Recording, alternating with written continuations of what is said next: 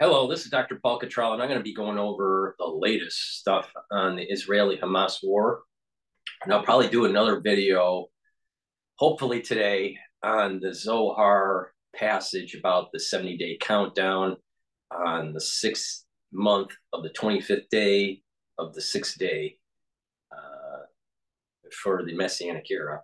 2023 did not have that happen, but it did have something that was very weird, and it coincided with 9/11. It happened on the second day of the 25th day of the 6th month. So that's something that we need to look into. And if you take 7 days out, 70 days out from I think it's 11:30. I'll have to double check that. But if you take it 70 days out from 11:30, it lands on the actual Friday, so the eve of the Sabbath before Yom Kippur, which is a special day. So some weird stuff happened in 2023. All right, now let's play. A lot has happened over the weekend, which I didn't do any recordings. It's November 13th at 9 o'clock or so. So it's this is the pro-Palestinian protest flood Midtown service from Grand Central Limited. Okay, this is the riot that ensued by Grand Central. So let's play the local news, Channel 7. Here's breaking news from Channel 7 Eyewitness News. And that breaking news tonight at Grand Central Terminal. Grand Central closed for a time because of thousands of pro-Palestinian protesters trying to get in.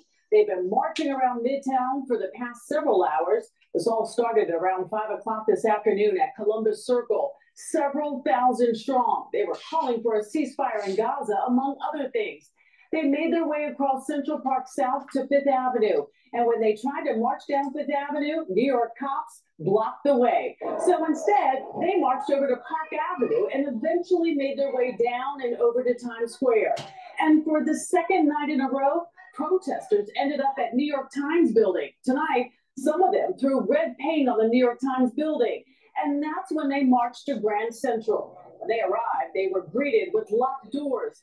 Officials closed many of the entrances to keep them out. Some protesters began kicking doors. If you do so voluntarily, no charges will be placed against you. If you remain in the roadway and refuse to utilize the sidewalk, you will be placed under arrest and charged with disorderly conduct. When the protesters lingered, police had that warning for them. The NYPD did end up making some arrests, but tonight no word on how many. Right now, there is limited service at Grand Central.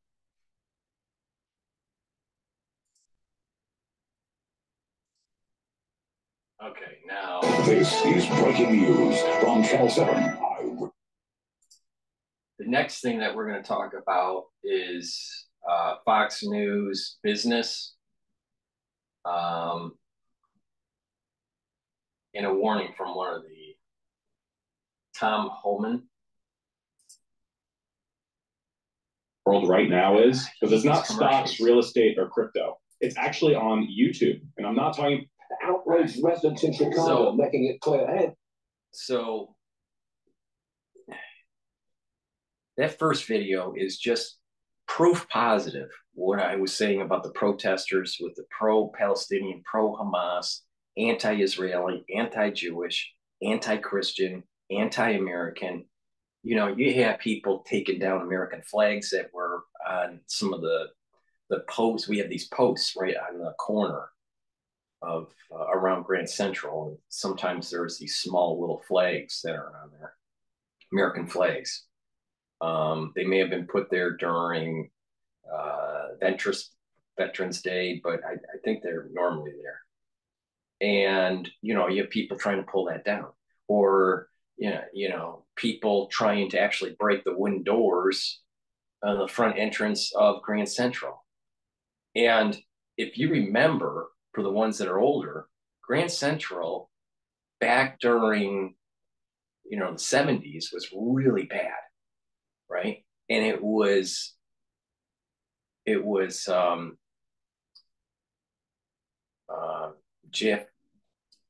JFK's wife that ended up creating a foundation to restore Grand Central, because they wanted to tear it down, right? And do what they did to Penn Station. So so they saved it, and it turned into a really nice place. But here again, you have people that will go out of their way to try to destroy property. And I said, this thing's gonna get worse, and it's gonna eat itself. It's more than just about Israel.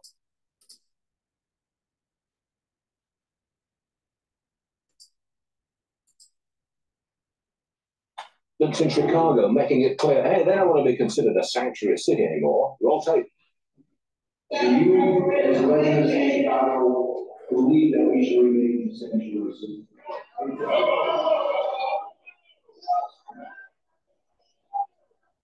We have the ideal guest to address this situation. His name is Tom Homan, and he knows a lot about the border. My question is, Tom, if they did take away sanctuary city status in Chicago, what would that mean?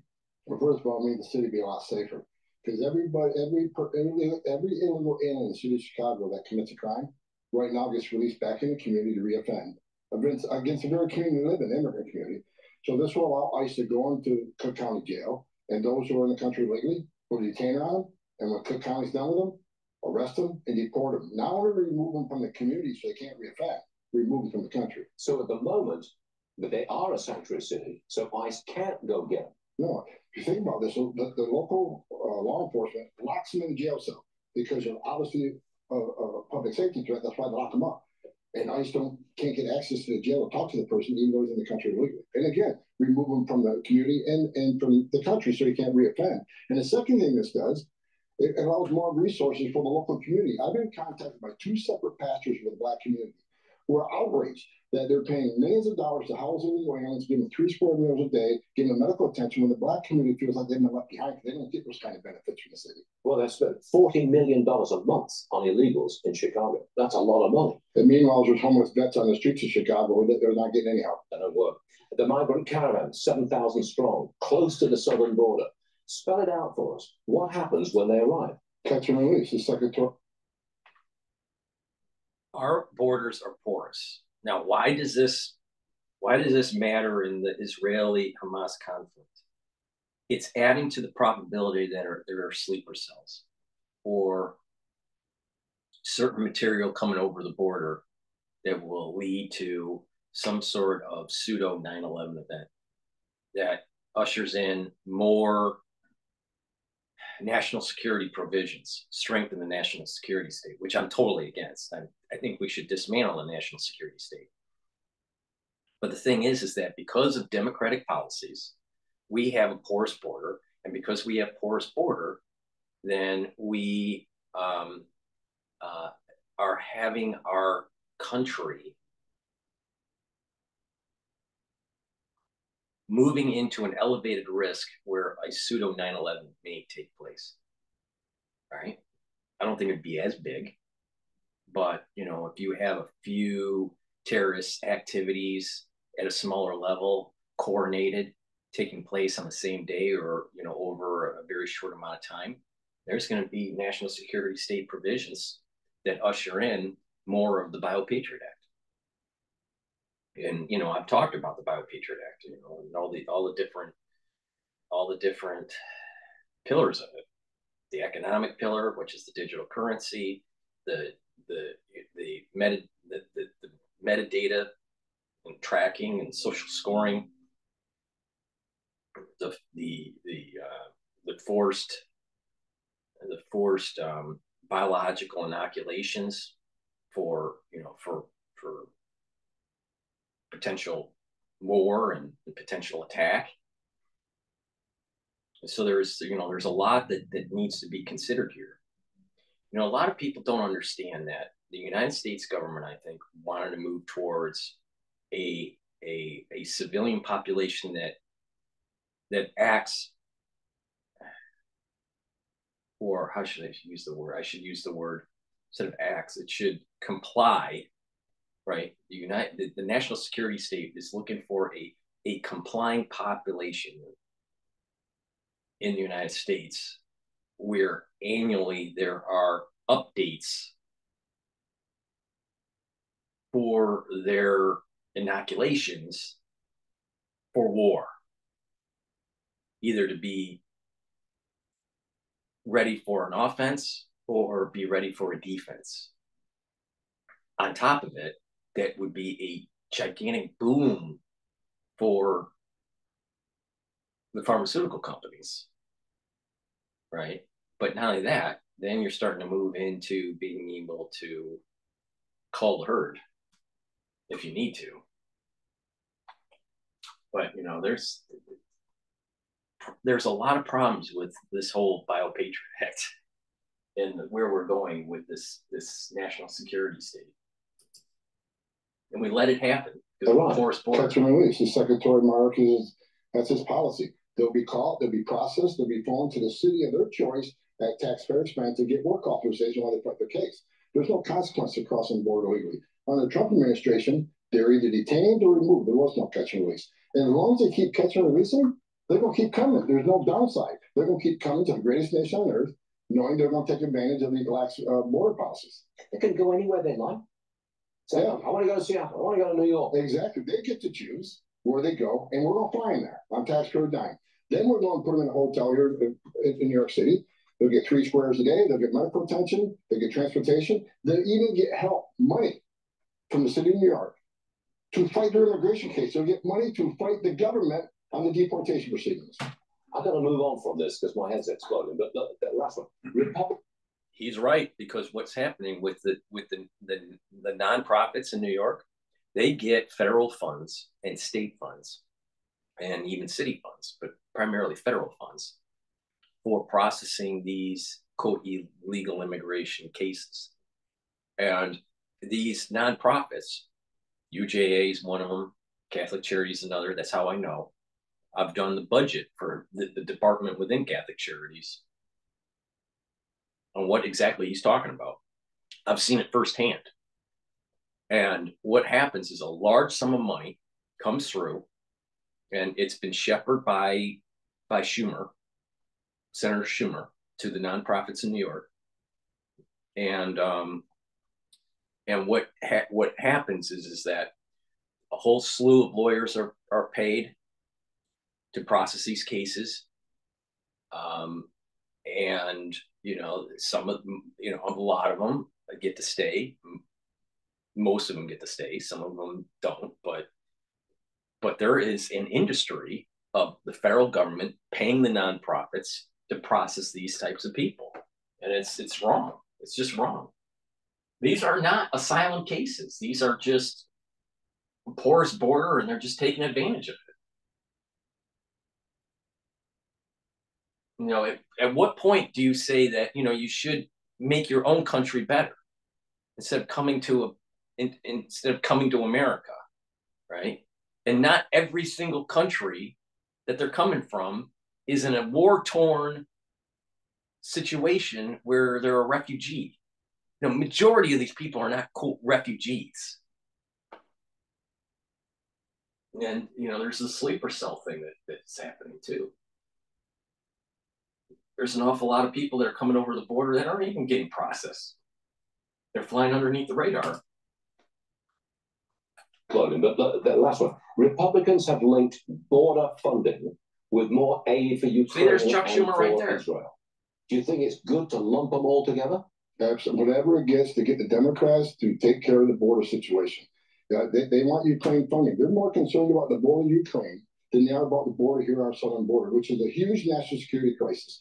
We don't know who's coming across the border. We know we got 1.7 million gotaways. We know they've arrested 284 people on terrorist watch list. How many of that 1.7 comes from a country-sponsored terror? So if this forces Democrats to come to the table, then I'm all for it. And this is not a money issue. It's not a funding issue. This is a policy issue. What the Republicans in the House want is a policy change, because this is a policy problem, not a funding issue. But the Democrats are taking an enormous political risk. If there is a terrorist incident in the United States linked to a border crosser, an illegal border crosser, and they open the border, the political consequences for the Democrats are extraordinary. They're taking huge risks. I've been screaming about this 2 years. The biggest concern I have on the southern border is the national security crisis. Why did 1.7 million people choose not to take advantage of the giveaway program? Turn yourself in, get released, get phone, the city of your choice, get work authorization, and get money to fight your case. Why did 1.7 million people pay more to get away? Because they don't want to be vetted, they don't want to be fingerprinted. This should scare the hell out of every American. What a situation. Tom Homan, You're right. Just right. That's absolutely right. You got it. So when I say that the Israel, you got a lot of people in America that's saying, I want to be an isolationist. Well, you know what? You can't be an isolationist because the border's porous and you've got a big problem coming. All right, next. All right, this one is the Blackhawk helicopter crash. I think there is the front story and there's probably a backstory. All right, there was some training operation during a refueling, special forces. We probably have activities already going on, in the region, right? Probably in Syria.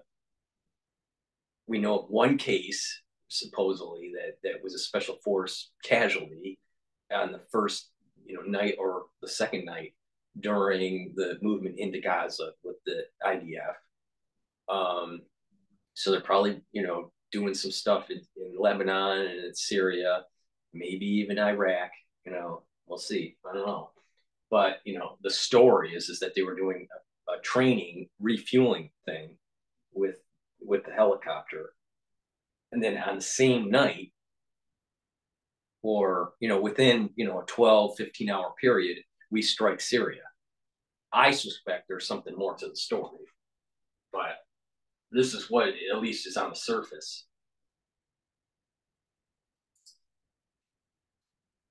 Had 46 attacks on our men and women in uniform. So let's take a look. You're talking about 2,500 here in Iraq and about 900 here.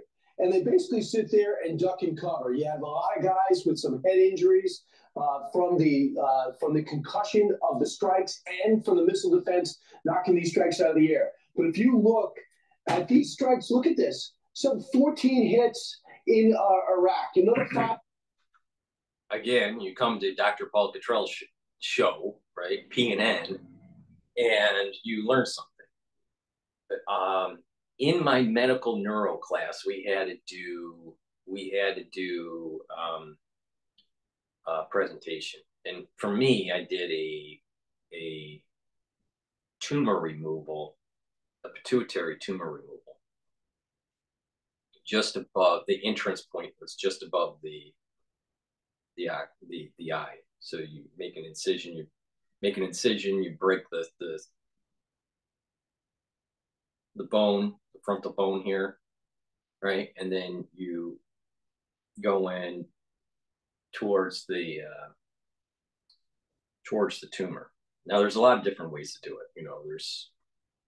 There's also a way to go this way. There's nasal, go through the nose. So there's a lot of different ways to do it, right? But this particular presentation that I did was just over the eye. And we had a lot of military. You'd be surprised in how many ex-military or reservists go to Harvard. All right, there's a lot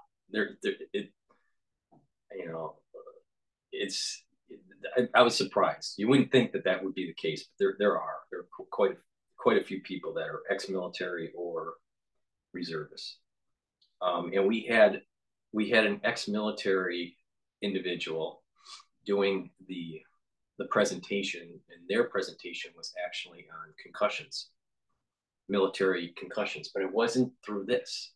See, they're talking about you're sitting in the base and a rocket comes by and there's a concussion. You're not hit physically, but you're feeling the the blast, and it can do damage to the brain because there's some space between the skull and the brain, the meninges kind of holds the brain tight to the skull, but the brain can move around, right? There's a little bit of play.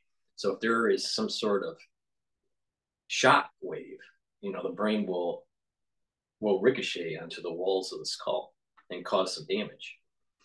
Well, the research that they were presenting showed concussions based on shooting rocket launchers, RPG type stuff, right? And they found out that you can't shoot certain types of munition, or even ones that fire cannons and stuff. You can't fire munitions on, up to a certain number of times per day. Or if you went beyond that, it would actually increase your chances of concussion and permanent, some sort of permanent damage to the brain.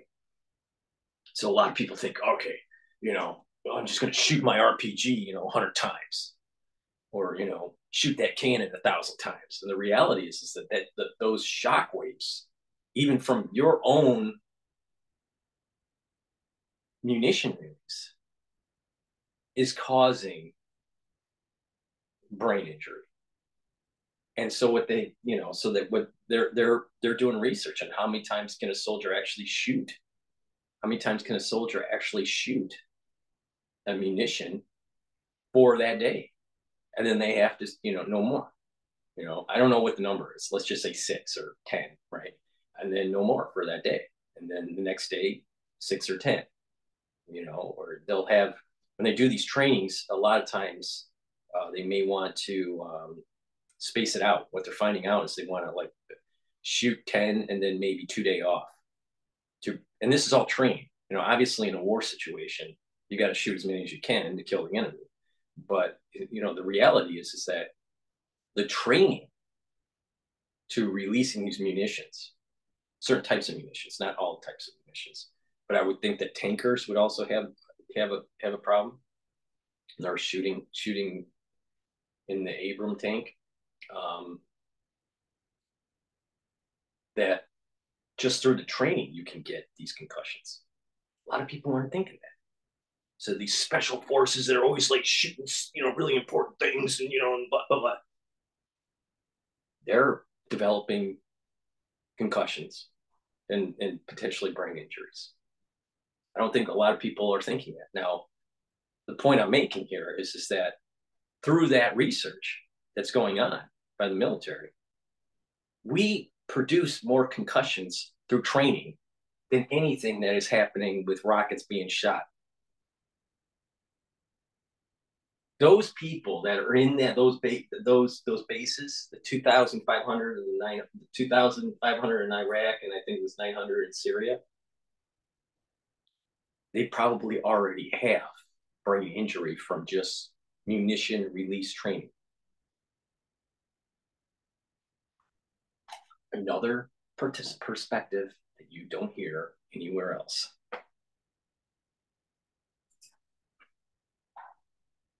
In Iraq, another 5 here in Iraq. You have the one here, another 5 here in Iraq. But we've chosen, I don't know if it's a deal with Baghdad or not to hit back any place but Syria. The most substantial strikes are the last 2 strikes. 6 or 7 people died. We were able to surveil this for a while. First, it was here. Just an empty facility. They say full of weapons. They did notice here secondary explosions, which shows they got a weapons depot and they got some militia members. But the question is, after we hit back for a second time last Thursday, we got hit back with 4 more attacks. And on Sunday, we hit back twice. The question is, has Iran gotten the message yet? More than likely, the answer is not. We bring more assets in, we show them the firepower we have, and the attacks continue. They say it is just the resistance militia that have combined to go against outside sources. We went out of our way to say this has nothing to do with Israel and Hamas's attack and Israel's reprisals. I have news for you. It has everything to do with Israel. There was also a situation.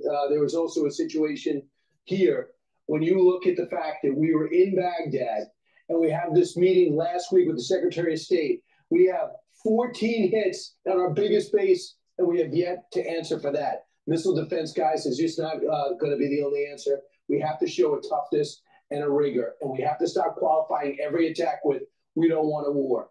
We know we don't want a war. We never wanted a war. Israel didn't want a war. Our enemies have a say in this, and I think strength is the only thing we have back. Hopefully this will send a more substantial message because they seem to love the distraction of America hitting. But they've attacked us all.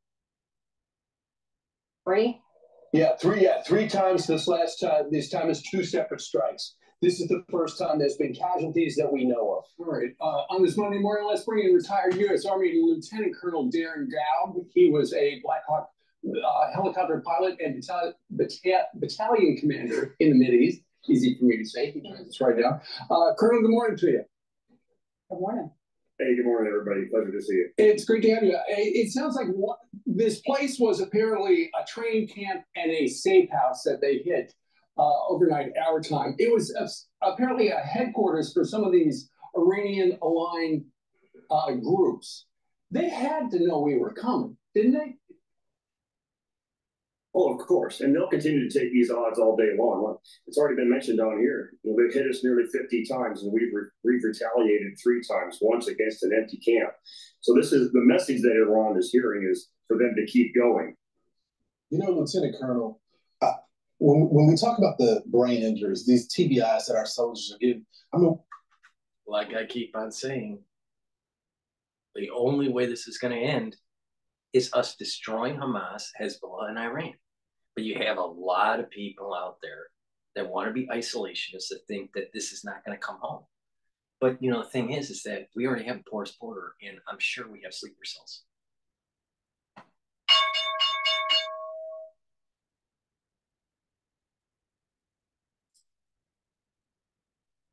TBIs that our soldiers are getting, I mean, we're just handing them out like they're cookies right now, as if it's not going to have some sort of impact. But my fear is that this is going to escalate to the death of our soldiers. What should be the response from the Biden administration right now?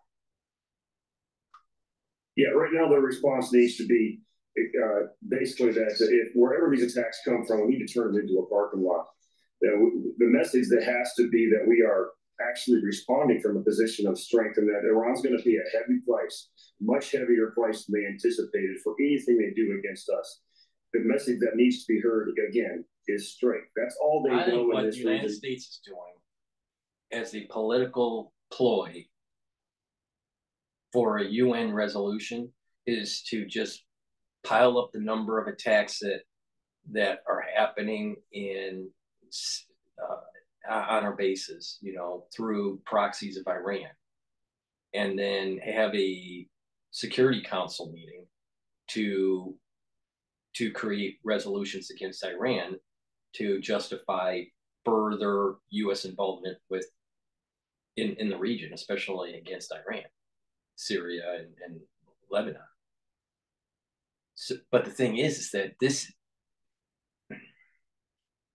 is one of those international policy wonks trying to navigate through this problem. And I think that just all out destruction of Iran is the best policy, because it's going to get worse.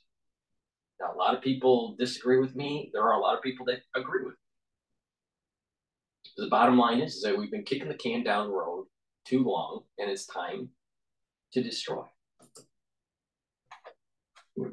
That's all they know in this region really is force, and we have to speak it better than them. Yeah, sir, we wanted to get your reaction to this because you're a retired U.S. Army Blackhawk helicopter pilot, and one of our pilots, or 5 of our men, went down in this helicopter crash. I assume they're men during this training exercise in the Mediterranean Sea on Friday. They're saying that the helicopter suffered a mishap and crashed during a routine air refueling mission. It was an MH-60 Blackhawk helicopter, and on board U.S. Army Special Operations Forces. Your reaction? Tell us what you think might have happened.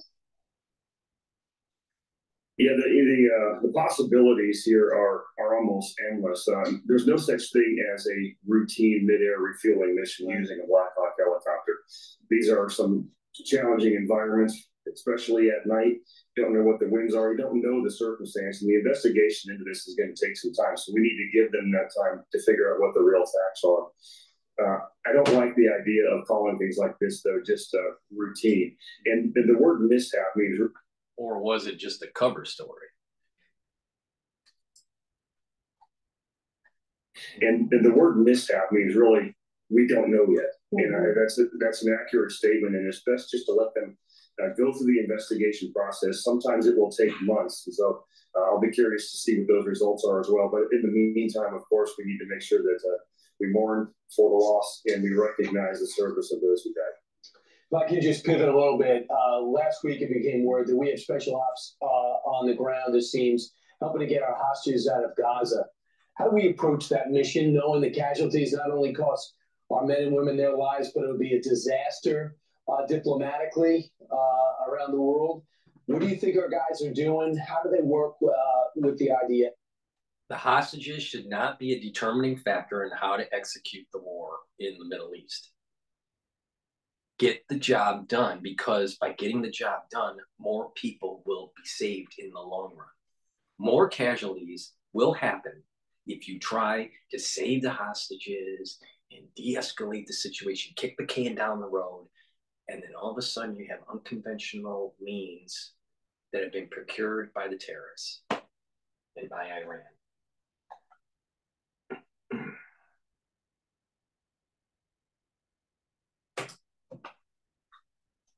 How do they work with the IDF? Well, first of all, we know they went there under an advisory assignment, so they're helping the IDF with the process of how to do this, intelligence and various things as well. The IDF is extremely well trained and capable of handling this mission. We just need to be there to back up our ally and help them hopefully successfully recover as many hostages as possible. Direct engagement, whether they're on the ground in Gaza, assisting them, that wouldn't surprise me, but I think it's one of those things that if it is happening, that we would never really talk about, of course, on the air, but I hope they are there in some ways, at least in that advisory capacity, and being very effective with them. We can get these hostages recovered. One of the hostages is a 3-year-old boy whose parents were killed. How do you process that? But yeah, that's a hard one. Kids don't always understand what really truly happens, and you just have to get around those children and hold them close, and hopefully you can just do your best. Real quickly, Lieutenant Colonel, explain to our audience, our door kickers, our special forces have been working with IDF for years. They train them with the capabilities, hostage rescue. They've been doing that for a while. So explain the relationship there. And they've kind of been on the ground for a while now. Yeah, one of the things about our special forces is that their primary mission really is to educate and train other nations' forces in order to make them better. Our special forces are often not directly engaged because they want to make sure that the host nation's special forces and other people that they train are ready to do the job themselves. So that's the relationship the special forces has around the world, regardless of the military and what nation they come from. And these Israeli Defense Forces, though, are one of those that are uniquely talented and gifted in this region. And I would trust them with these missions inherently. Yeah, some of the best in HR and hostage rescue. Hopefully they can get our people back. Lieutenant Colonel, thanks so much for joining the program this morning. Thank you so much. Yeah, I wonder what the chances are, because you don't worry about the hostages. Assume that they're dead. Assume you won't get them alive. If you can get them alive, great. It's icing on the cake. Get the job done. More than that, thousands and thousands, if not tens of thousands, are going to get killed later down the road by worrying about hostages and de-escalating this. Proof in the pudding, 50 years of kicking the can down the road, and it's only gotten worse.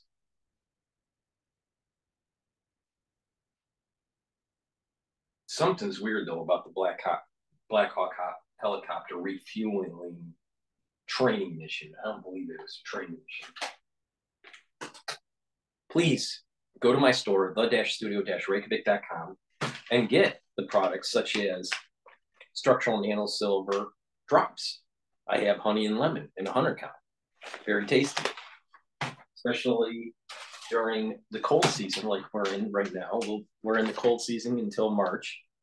I have also blueberry drops, also in a 100 count. Structural nano silver lozenges, and this is the green apple, 20 count, because they're larger.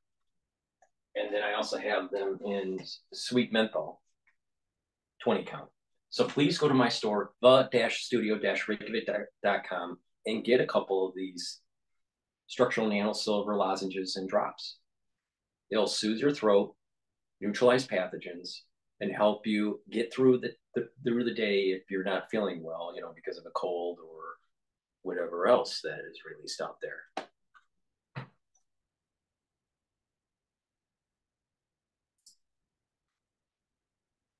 Is are because I think special ops. I think of all the movies that we've watched. Yeah. They're going to go in and rescue. The problem right now is that a lot of our special ops, they operate on secrecy as well as a surprise, and that's gone now. And so that's going to be the hard part. But the IDF guys have been doing this.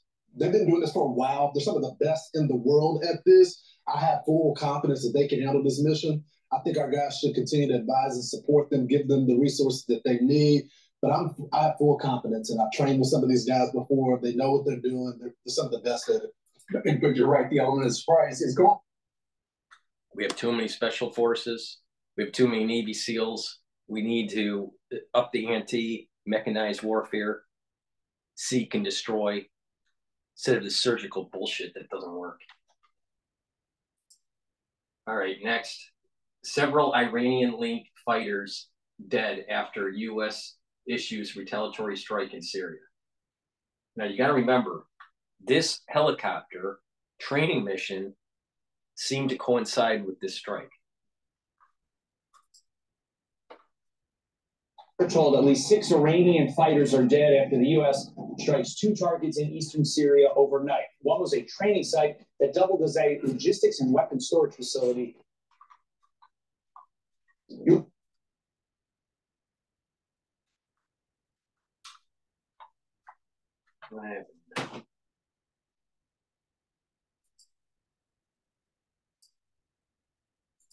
stop. We're also seeing new video of the moment Israel's Arrow interceptor successfully shot down a rocket launch from Iranian-backed fighters in Yemen on October. Hold on. Speaker problems.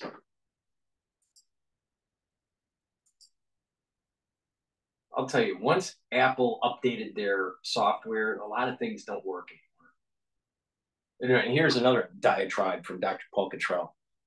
You know, there's an awful lot of fucking liberals that work at Apple, and they can't get the job done. Here again, you know, a guy like Steve Jobs, all right, that was very, you know, forceful on quality, dies and hands over the whole company to Tim Cook, who, you know, is a homosexual. And you know what? You know, now the whole company is just a bunch of libtards, and they can't even get the damn software right.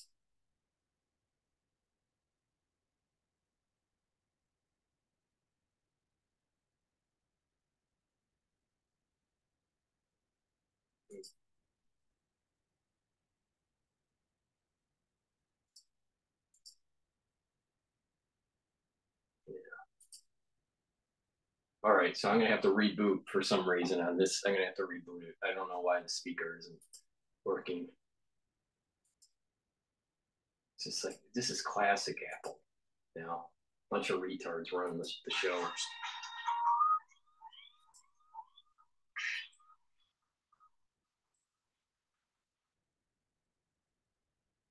All right, okay, now it's working. Yeah, got rockets. We're told at least 6 Iranian fighters are dead. All right, here we go. Restarting. But seriously, Apple is run by a bunch of libtards. You know, they created that UFO headquarters, right? The infinite circle, you know, the loop, and inside was supposed to be like a garden, you know, with trees, supposedly apple trees. I don't know if that's true. But then what they did was they put in like blaze centers with LGBTQ play centers in the center of this little park. Just so stupid. Apple is just a bunch of amazing. At least 6 Iranian fighters are dead after the U.S. strikes 2 targets in eastern Syria overnight. One was a training site that doubled as a logistics and weapons storage facility. The other, a safe house. You're watching Fox and Friends First here on a Monday morning. I'm Todd Pirates. And I'm Carly Shimkus. These precision airstrikes were in retaliation for the 48 attacks on our troops in Iraq and Syria since October 17th. And our defense secretary says more could come if the violence doesn't stop. We're also seeing new video of the moment Israel's Arrow interceptor successfully shot down a rocket launch from Iranian-backed fighters in Yemen on October 31st.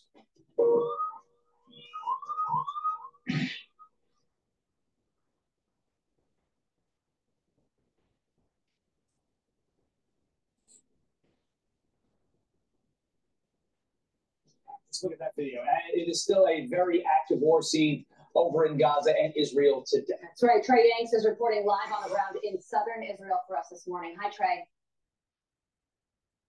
Hey, Todd, Carly, good morning. It is day 38 of the war between Israel and Hamas. Overnight, the Israelis ramped up their airstrikes against the northern and central part of Gaza. Into today, they're still striking the northern part of the strip. You can see here, as my cameraman pushes in, some of that black smoke rising from the Gaza skyline. The Israelis working to support those infantry troops that are pushing deeper into Gaza. The Palestinians reported those new airstrikes in the second largest city of Khan Yunis overnight.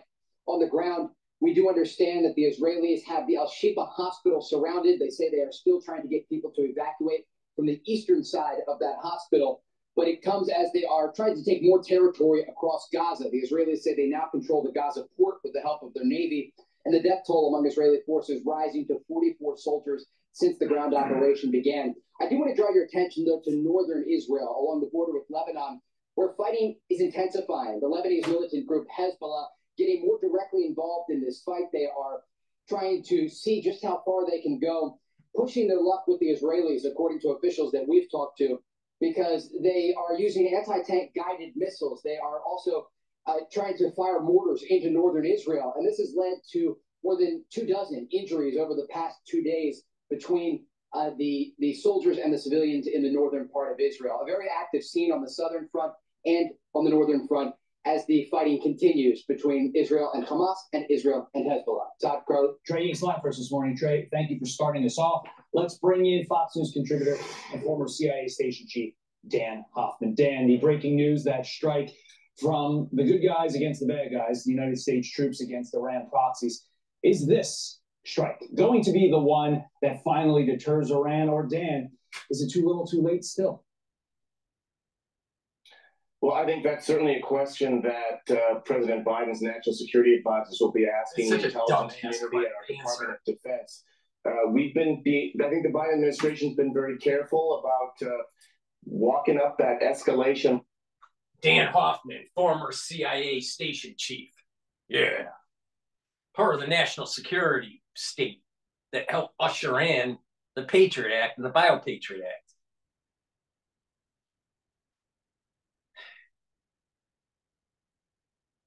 Let's not forget, going all the way back to the 50s and how the CIA started all this bullshit with Iran. And now our generation has to clean up the mess. DrPaulCottrell, do you think it's too little too late? Not enough action, retaliation in the Middle East with what's going on with the proxies of Iran? Of course. We need to absolutely destroy Hamas, Hezbollah, and Iran and hit them hard and decapitate the Ayatollah. No, let's just do surgical strikes and do refueling missions that blow up in the air.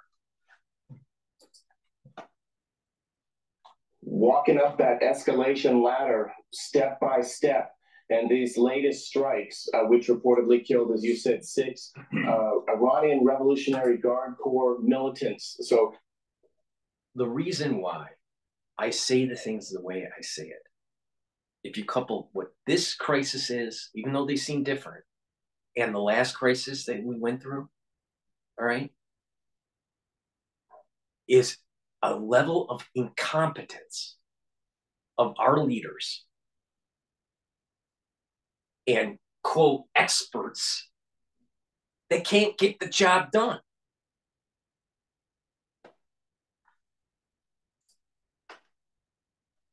Guard Corps militants, so not Guard Corps themselves, but proxy militants associated with them. That's another step. I don't think it will be enough to deter Iran. I think Iran sees great value in stretching U.S. forces. Look, we've deployed 2 carrier groups, Patriot missiles, and aircraft to the region, and that's exactly what Iran wants, as well as their allies, Russia and China.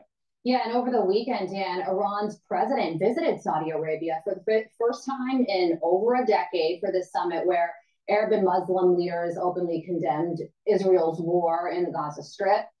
What do you think about that? And also at this summit, there was open criticism for Arab nations to have normalized relations with Israel. So is there any hope left that Saudi Arabia will one day normalize relations with Israel? Well, I think there's 2 wars going on simultaneously. One is the kinetic war you've been reporting on so well, Trey, including Trey this morning from Gaza. The other one is the information war, and we're not winning that one. Hamas is deliberately using their brethren as human shields to create a humanitarian catastrophe in the Gaza Strip. And Iran knows that they can drive a wedge. This feed down here is Al Jazeera. Pre-war unemployment rate, for the Palestinians, 46%. Didn't seem like Hamas and the Palestinian government was really helping its people. Pre-war, 63% of the Palestinians live below the poverty line. But you have Al Jazeera playing the pre-war statistics, and it's going to get worse in during the war and post-war, at least short-term post-war. But they're not focusing on, the Israelis are actually trying to get the babies out of the hospital so they can stabilize them because they don't have enough supplies and energy. No. Anything that may be positive in the light of the Israelis can't be said on Al Jazeera. But let's rehash pre-war statistics.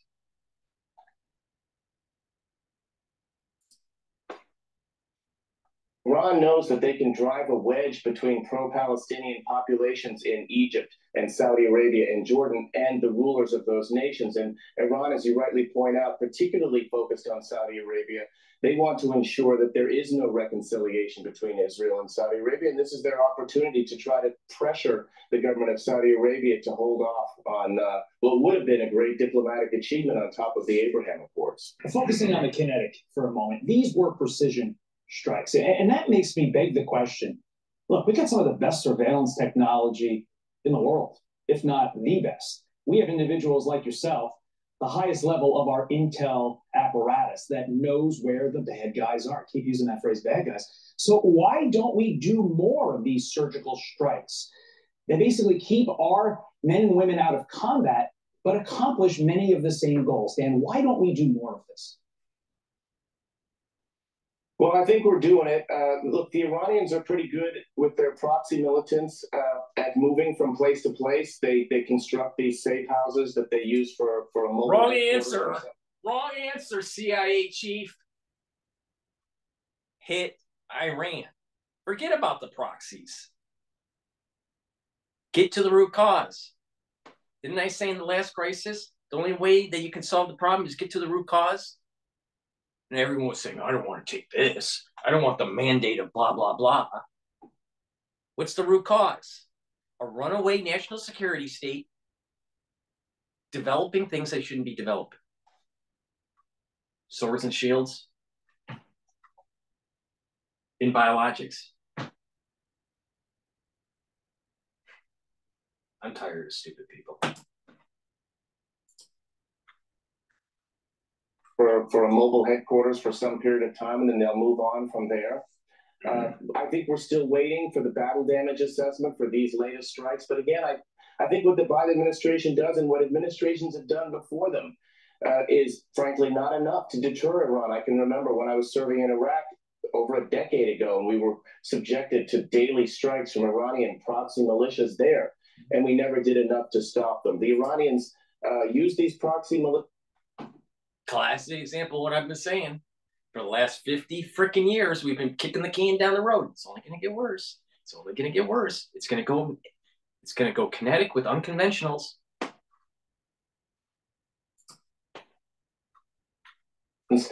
Use these proxy militias, and it's a challenge for us to devote our intelligence resources to find and fix and then finish those locations. Yeah, and there's also this Wall Street Journal op-ed titled "Biden Keeps the Billions Flowing to Iran," and it points out Iran exported nearly 1.4 million barrels of oil per day last month, which is up 80% from when Trump had the maximum pressure strategy on Iran. So they say that Iran has made an additional $32 to $35 billion since Joe Biden took office. So there are these military efforts.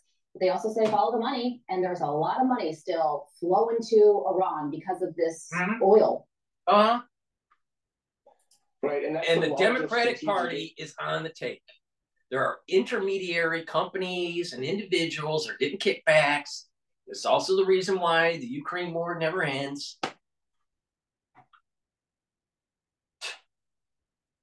I'll tell you, America needs one gigantic asteroid to hit it because we're just a bunch of dumbasses.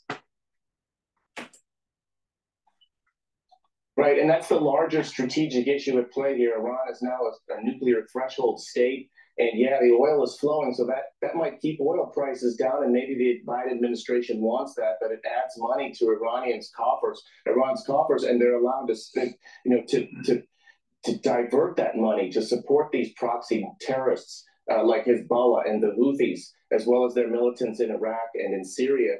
And at this time in particular, that is causing us grave concern. And you're absolutely right to highlight that. Yeah. Well, it's not just Iran. Iran's partner is Russia and China as well. And President Biden is going to be meeting with Xi Jinping later this week in San Francisco. So we're definitely going to be watching that and see what comes out of that meeting as well. Dan, we have to leave it there. Thank you so much for joining us. We appreciate it. All right. All right. So let's play the next video. All right. This is Sky News Australia, which I think is, a good show to watch once in a while. Israeli Defense Force continuously calling for citizens of Gaza to move south. Here we go. This was 4 hours ago. Lieutenant Colonel Amnon Scheffler of the Israel Defense Forces. Lieutenant Colonel, thank you so much for your time. How many people do you guess are still at the Shifa Hospital?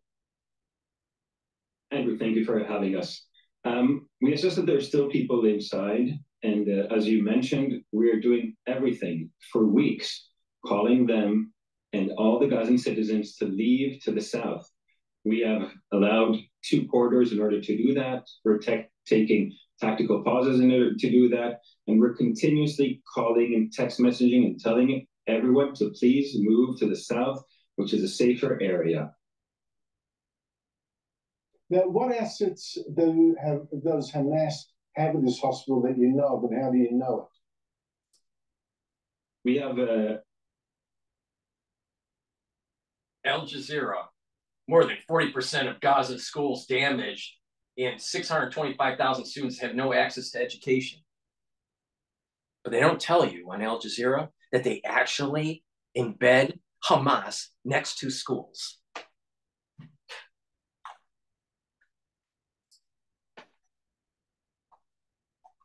We have very strong evidence, intel, and also now in the ground.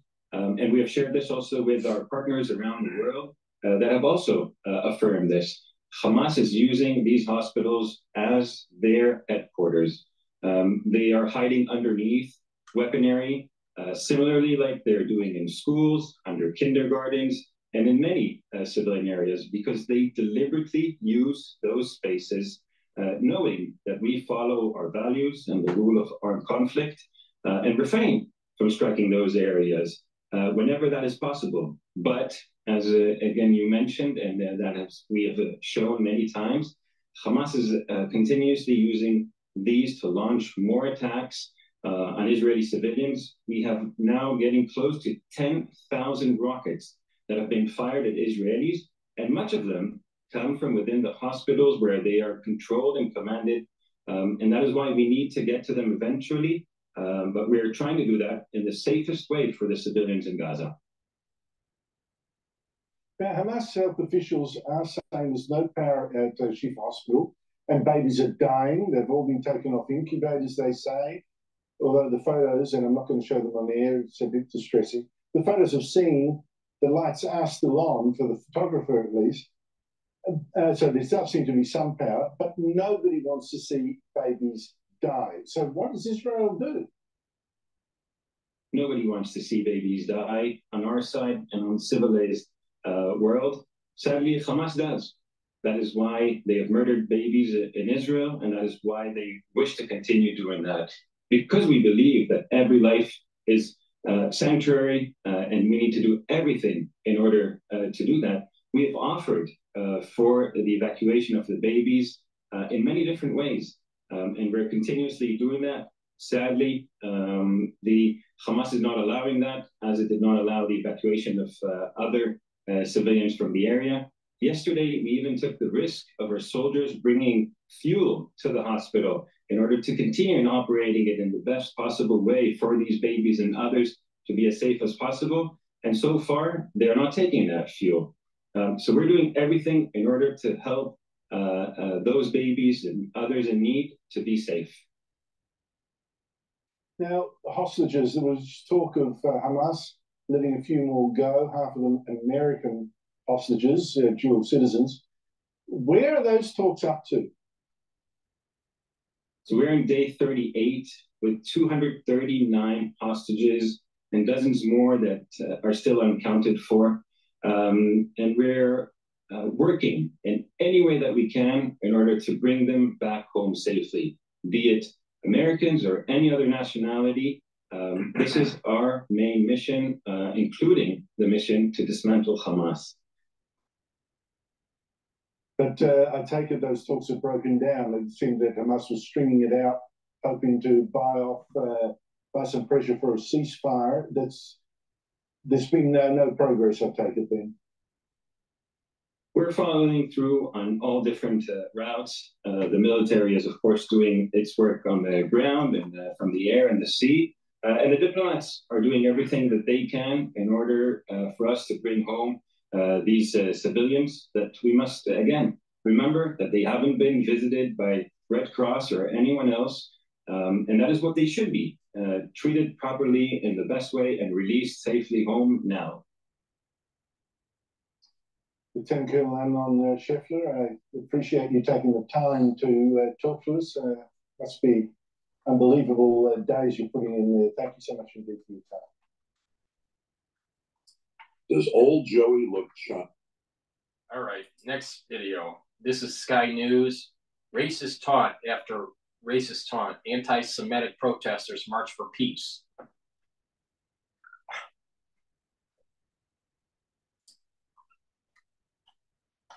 Around 150 demonstrators were detained, 9 police officers injured. Some officers were injured preventing a violent crowd getting to the cenotaph while a remembrance service took place. Very disgusting stuff, isn't it? Joining me on the ground is Tom Slater, editor for Spiked Online and a contributor to the UK's Spectator magazine. Tom, thank you for your time. I was in London a couple of weeks ago.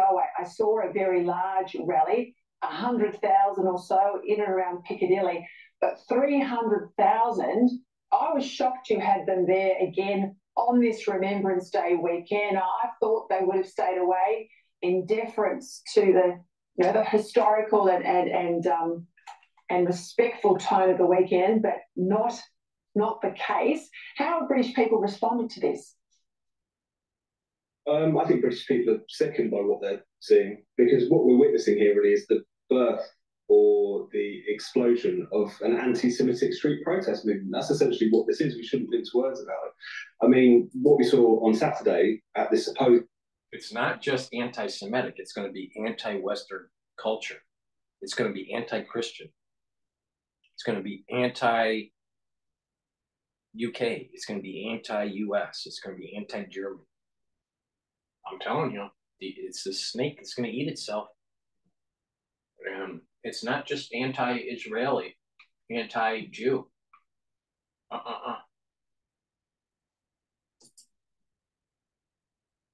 Saw on Saturday at this supposed March for Peace was people repeating Arabic war slogans about the slaughter of Jews in the 7th century. There's video footage of people saying "kill all the Jews" quite openly. There's placards in which the Star of David is presented with a swastika in the heart of it, and people suggesting that Gaza is paired with Auschwitz. Again, racist taunt after racist taunt. And even if you want to dismiss that as a few bad apples, as a lot of people, particularly on the British left, have tried to do, the organisers of this march, the Daily Telegraph did an investigation the other week. Half of the groups who are behind organising these marches have links to Hamas, and not even kind of 6 degrees of separation. We're talking about one of the groups in particular was founded by a former Hamas chief who for some reason now lives in London. So we need to take this very, very seriously. I think, well, not since the black shirts have we seen such a sustained intimidatory presence on Britain's streets in menacing the Jewish community. And what sickens me most is that there are still many people... We're all being judged here. Get on the right side or you're going to get fucked. Sickens me most is that there are still many people in positions of influence who don't seem to be taking it that seriously at all. No, and I do not want to be accused of downplaying the anti-Semitism, but I have to say there's an anti-Christian element now creeping into a lot of these protests. So if you think you're not Jewish and it doesn't bother you, or something you shouldn't have to worry about, I tell you do, because the saying goes, doesn't it? They came for me, and then they will come for you. Home Secretary Suella Braverman, she really went after the police. She said they play favourites when it comes to protesters. She made the point about COVID. We saw that here. The Black Lives Matter protesters, well, they were fine, but anyone else who was out there and not doing what they should have been during lockdown, they were taken to task by the police. There's been calls for her to resign, but also a lot of Brits saying she needs to keep speaking out. Give us the take, or your take, on the sort of the issue with British police.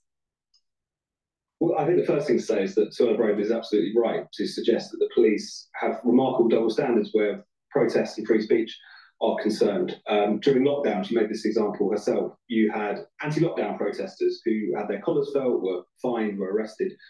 Within weeks, we had the Black Lives Matter protests in which they got a much softer hand, shall we say, and even were greeted by some police officers who decided to take the knee. In recent days, there's been a scandal in this country over a gender-critical woman who's been interviewed by the police because she supposedly misgendered someone on the internet. Meanwhile, you've got anti-Semitic slogans being chanted with seeming impunity on Britain's streets. See what I'm talking about? Taking the knee, misgendering speech, and all this crap. I'm telling you, God is looking at this. It's going, you're just Sodom and Gomorrah, and you're gonna get cleansed. You're gonna get punished. There's gonna be a retribution. The ultra liberal has brought down a curse on everybody because even the conservatives didn't push back hard enough to prevent their policies from being enshrined in the laws of different countries, such as abortion. Killing the baby in the womb is written in the Constitution in Ohio. And you think that that's going to be a positive outlook coming from on high? No. The Dow is down 23 points. and S&P 500 down 17 points. Unbelievable. Unbelievable. Impunity on Britain Street. So on that question, I think it's completely unassailable. And to be honest, the response from many people suggesting that she's undermining the police and so on, these are rightful criticisms. I understand that the point that she is the Home Secretary, she's in a position to do things about this. She shouldn't be carrying on just like a pundit carping from the sidelines. I get that criticism. But to suggest that it was illegitimate of her to raise these concerns, that these things don't exist, I think is ridiculous. And I've been very dismayed by the way in which this discussion of these marches has just become effectively a kind of rage against Suella Braverman, rather than talking about the actual issues involved. But naturally, it's all just become using her as a kind of punch bag rather than dealing with the proper issues that we need to confront in this issue. Tom, I'm just about out of time, but just quickly, I mean, the commentary that I've listened to over the last 48 hours says that these protests are going to continue every single weekend. Is that right? Mm-hmm. Well, it seems like for the foreseeable future, they're showing no signs of abating. It's the biggest one that we've seen so far. And I think ordinary people really need to take this very, very seriously. I don't want to see a crackdown. I don't think you can fight this kind of hatred with censorship, but I think everyone does need to stand up against these protests because of the open bigotry on display, because of how much British Jews are being menaced at this point, and also because of a point that you made, which is that anti-Semitism is a particularly deranging form of racism. When a society has such open expressions of it, you know you're going down a particularly dark path. So I would just urge everyone with conscience, essentially, to oppose what is going on, because history won't be kind to those people who don't. Tom Slater, thank you. I'll make the point, though, in France, too, over the weekend, 100,000 marched against anti-Semitism, so that gives me some hope. If I think Emmanuel Macron is on the wrong tram with the idea of a ceasefire.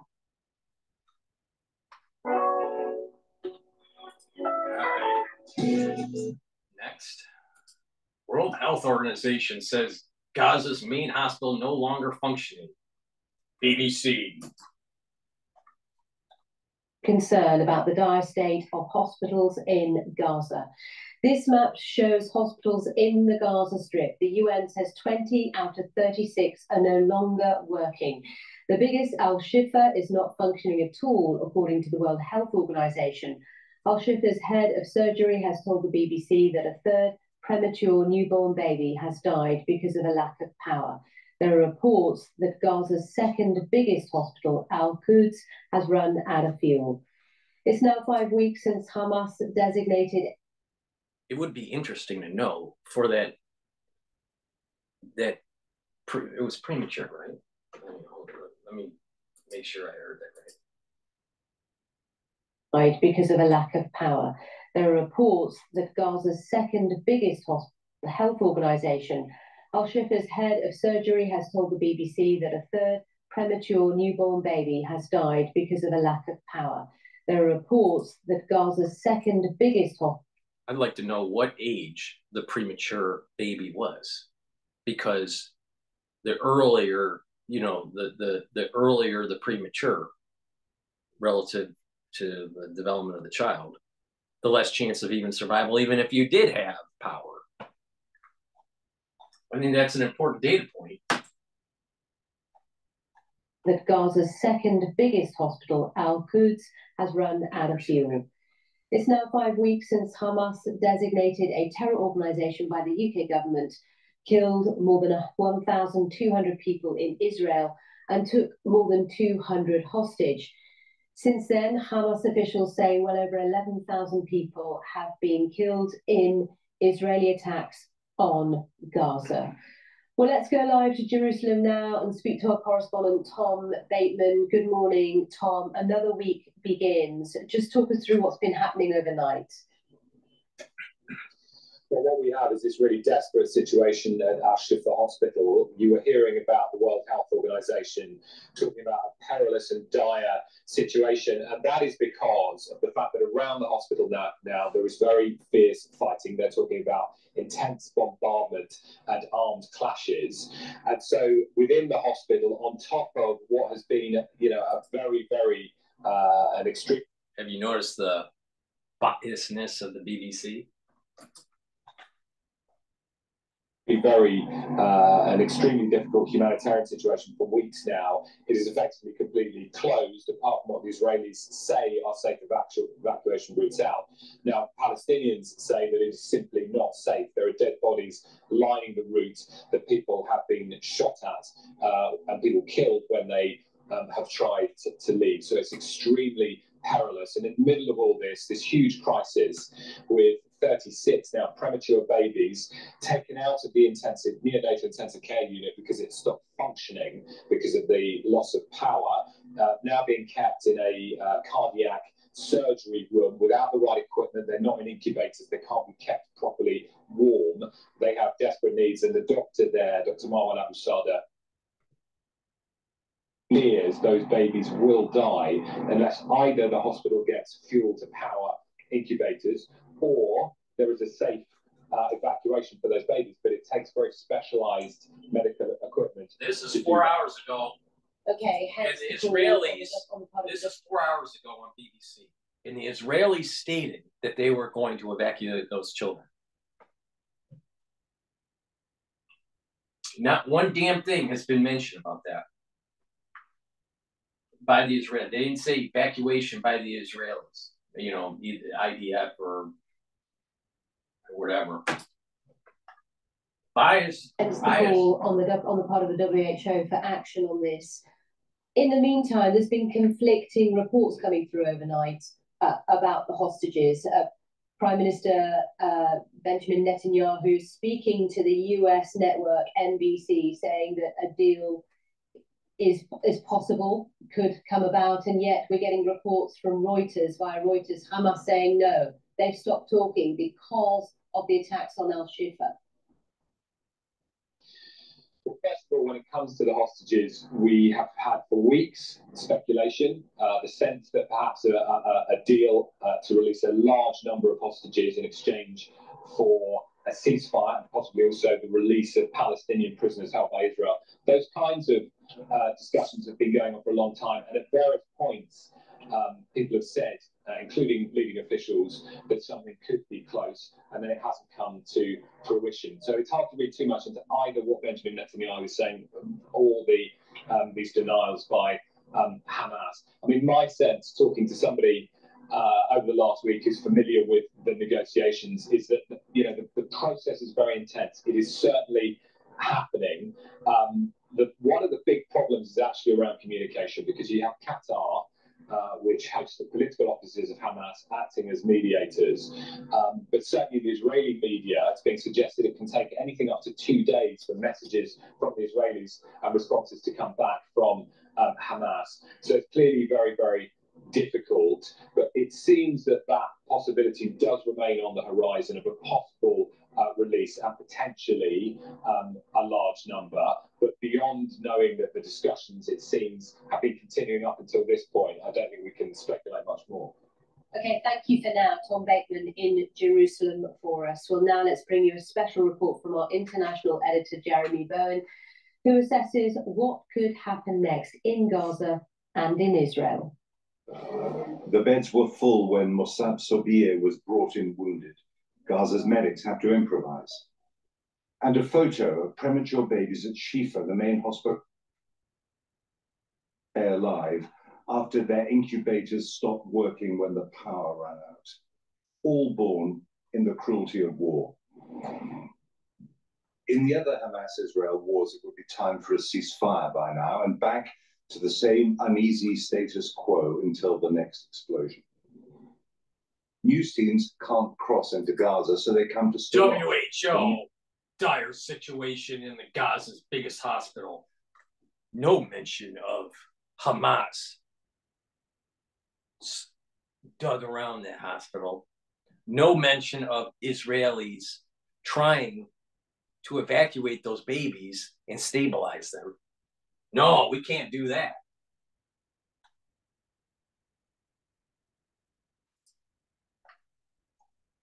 So they come to Sderot, the nearest Israeli town, to look in. Perhaps the biggest question is what happens in Gaza the day after? Who's going to be in charge? Israeli occupiers? An international force? Palestinians? If so, which Palestinians. This time it's different. The cost in lives from the Hamas attacks to Israel's response has thrust the conflict into unknown territory. With Israel on the attack, Prime Minister Netanyahu rejected America's day after plan. The US wants the Palestinian Authority, rivals to Hamas, to run Gaza after the fighting, and then a Palestinian state alongside Israel. Netanyahu opposes Palestinian independence and wants Israel to control security. Danny Yatom, once the Israeli spy chief, said that's why the Prime Minister snubbed Israel's most important ally. Israel should not stay too long in the Gaza Strip. One. Secondly, it will not be able to leave the Gaza Strip unless all the abductees are in our hands, back in a peaceful situation, and we won, we succeeded. Hamas, we won the war against Hamas. Now, there is a need to define what does it mean exactly to win. I define it as the collapse of Hamas as a body, as an organization, losing its chain of command. Israelis are united behind their army, but not their prime minister. These demonstrators outside his office in Jerusalem, the hardline Jewish nationalists who keep him in power. Another big question for Israelis is the future of their prime minister, Benjamin Netanyahu. He was a divisive figure before the 7th of October. And since then, a lot of Israelis have started to blame him for the security and intelligence and military errors that allowed Hamas to attack with such devastating consequences. There's anger that after Hamas killed and abducted so many, mostly Israeli civilians, military and intelligence chiefs accepted their share of the blame and the prime minister did not. And pressure is growing for a ceasefire in exchange for hostages. What is fighting Hamas? Okay, of course, the Hamas needs to be taken down. Okay, but the question of how to do it is also a significant question. And before I want to kill one single terrorist, I want each and every one of these people home. I want the 10-month-old baby home. Here is one of those liberal Jews, right? That I was telling you about, or a liberal Israeli. I'm assuming she's Jewish. She seems Jewish. I don't think she's Christian. And that liberal mentality of hostage is more important than actually getting the job done. And that's exactly playing into the Iranian Hezbollah and the Hamas cards. Stupid, stupid, stupid. Stupid liberal. The 10-month-old baby home. I want that 86-year-old home. I want that more. The 10-year-old, the 10-month-old baby home, and the 86-year-old woman home. Let's kick the can down the road for another 10 years. And so now there's going to be 500 babies that are killed and 500 86-year-olds killed.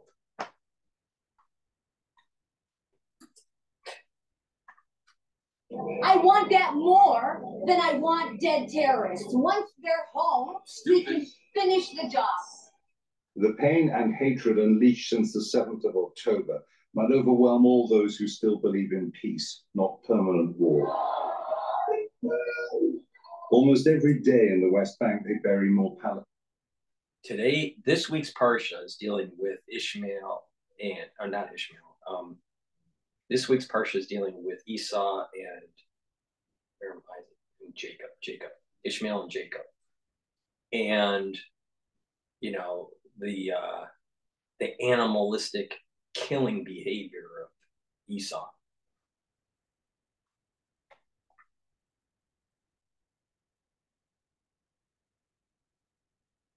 We really need to kill them all. Amazing. In the West Bank, they bury more Palestinians killed in Israeli raids. This side of the occupied Palestinian territories is becoming the war's next battleground. The only answer, Western leaders say, is to revive the two-state solution, independent Palestine alongside Israel, a failed idea that survives only as a slogan. Sabri Saidam, an advisor to the Palestinian president, has heard it all before. I think it's empty, it's meaningless if it continues to be this way. If you want to do things, don't just don't just talk, you need to walk the talk and you need to implement things. If we continue with this sloganeering without any results whatsoever, we're getting nowhere. When this war started, Joe Biden warned Israel not to be blinded by rage, as America was after the 9/11 attacks by Al-Qaeda. Now, Israel's tactics are alarming the Americans. They reiterate. But we're the BBC liberal, and all war must be bad. All war must be unjustified. Meanwhile, if we didn't have war, we wouldn't even have a channel. Right, BBC? The Americans. They reiterate support for Israel, but say too many Palestinians have been killed by the war machine they helped Israel build. Inside Gaza, Israeli military censors say we can't show the faces of soldiers we filmed. Senior Western diplomats, firm Israeli allies, told the BBC that ending the war and dealing with the aftermath will be difficult and messy. The wall between Jerusalem and the West Bank is a monument to the death of the last peace process. So what do we know? Well, events since the attacks of October the 7th have shown that this conflict is not something that Israel can manage and the rest of the world can ignore. There's also the history of a century of conflict between Arabs and Jews for control of this land, and that shows that there's no military solution. So if the current bloodshed doesn't lead to a new and serious attempt to make peace, then there'll be more wars for more generations. But war hardens hearts. In Gaza today, in a brief pause, thousands more Palestinians fled the Israeli offensive. Jeremy Bowen, BBC News, Jerusalem.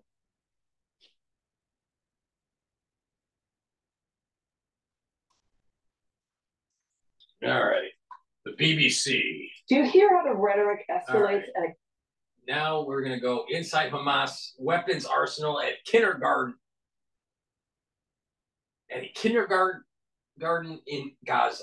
Isn't that lovely? Fox News alert: as fighting intensifies between Israel and Hamas in Gaza, the IDF discovering weapons and explosives that belong to Hamas inside a kindergarten classroom in Gaza, as well as Hitler's manifesto in a child's home that Hamas was using as a terrorism hub. Our Alex Hogan is live on the ground in northern Israel with more on all of this. Hi, Alex. Hi, Anita. Republican presidential candidate Chris Christie is here meeting with Israeli leaders, touring areas, and affirming U.S. support for Israel. It is day 37 of the war. So far, in the last 24 hours, we've seen the IDF continue to push forward in northern Gaza. They say that they were able to take in 20 members of Hamas for questioning. This comes after continued forces moving in by both land, air, and, of course, by sea. Israel's president also says that forces in the last day were able to recover what they say is Hitler's manifesto, Mein Kampf, in a children's living room used by Hamas in a military base. The IDF also said that it has seized as many as 6,000 weapons, some of those lately discovered in a kindergarten. The IDF also says that Hamas is targeting civilians by having these underground tunnels underneath hospitals. Well, that is where the conditions continue to deteriorate for civilians and patients in those hospitals, including infants. The major hospital in Gaza is the Al-Shifa hospital, where they say that they're running out of fuel. Today, Israel tried to deliver as many as 80 gallons of fuel, which they say was intercepted by Hamas and not delivered. Israeli Prime Minister Benjamin Netanyahu had this to say about that. We offered actually last night to give them enough fuel to operate the hospital, operate the incubators and so on, because we have obviously no battle with patients or with civilians at all. Meanwhile, we are in the northern part of Israel, and today this has been the most action-packed day that we have seen since the start of the war, with 21 people just within northern Israel wounded. This has already been the deadliest conflict here on the border of Israel and Lebanon since 2006. Anita. All right, Alex Hogan, live on the ground in northern Israel. Alex, thank you, and please stay safe. Okay, so Mein Kampf was found down there. So anyway, Joey is over at the big board with a closer look at some of the weapons that were found at that Gaza kindergarten. Joey, what can you tell us about these weapons? Yeah, we have a few pictures here of some of the weapons found. This really shows you a little bit about tactics and capabilities that Hamas has. It might give us a peek in the type of combat they anticipate. First, we see here are 100 what we call pineapple grenades. All of these are handheld grenades. You pull the pin, you throw them, and they have these little serrations on them where they break into fragmentation, all turning into dozens of bullets from each grenade. What this indicates is they're anticipating hand-to-hand close quarters combat. These can only go as far as you can throw them unless you booby trap them. Then they become an IED, and all of this can be an IED, an improvised device.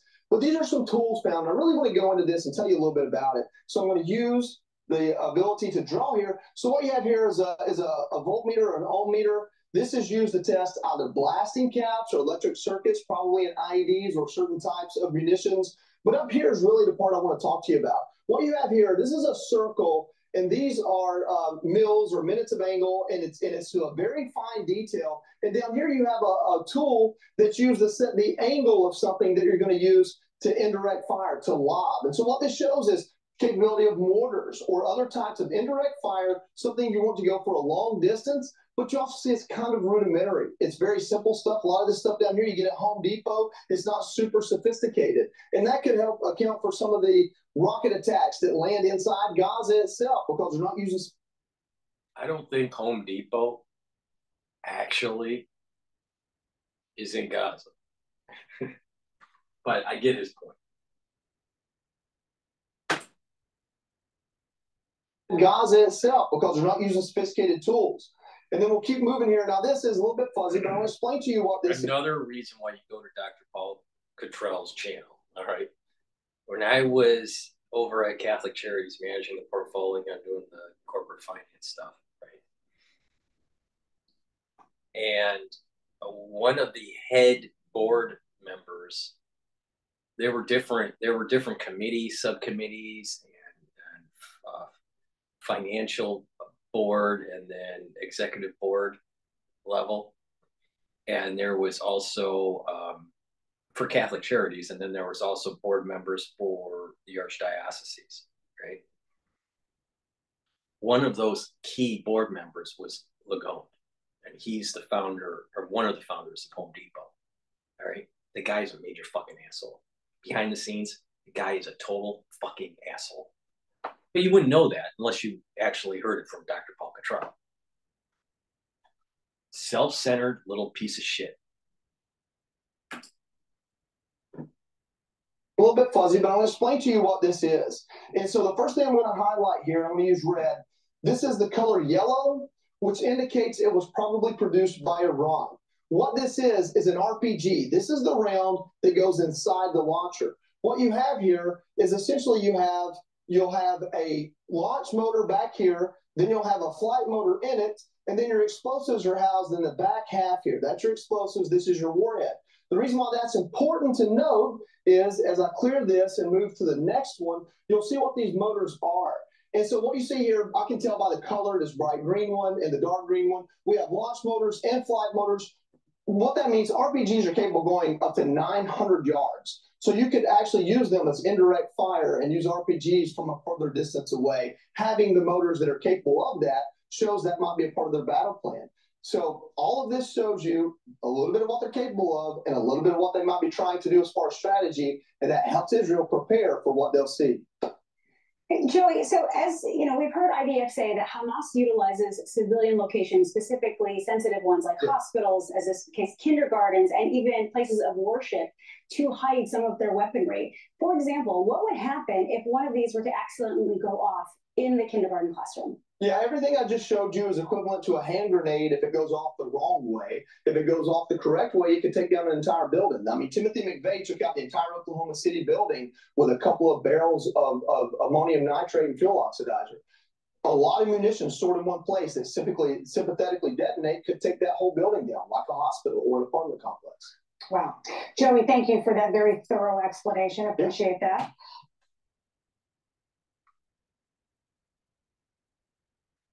But Hamas is all lily white. All lily white, right? All right.